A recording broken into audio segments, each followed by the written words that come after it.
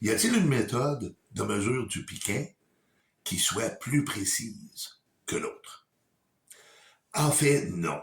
Les deux méthodes ont évidemment leurs points faibles. Si on prend la première, celle de la dilution, évidemment, le protocole mis en place par Wilbur Scoville, qui était de faire une solution avec le piment pour ensuite la diluer avec de l'eau sucrée, jusqu'à ce qu'on ne ressente plus la brûlure. En 1912, oui, ça avait une bonne précision.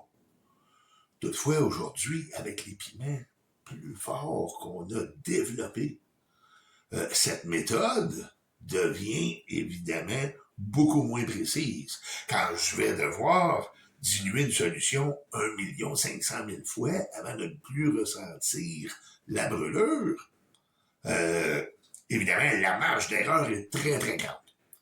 Pour ce qui est de la chromatographie en phase liquide sous haute pression, on mesure à ce moment-là un composé chimique. On ne mesure pas une brûlure. Une brûlure, c'est un ressenti.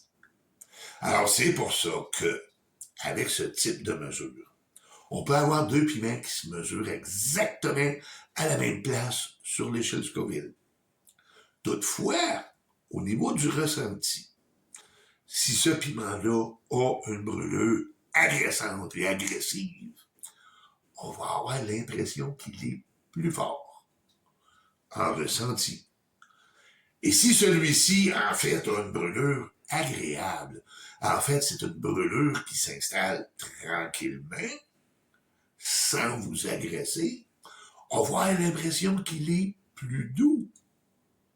Alors, le chromatographe me dit qu'ils sont à la même place sur l'échelle Scoville, tandis que mon ressenti va mettre un écart entre les deux, tout simplement parce qu'ils n'ont pas le même ressenti au niveau de la brûlure.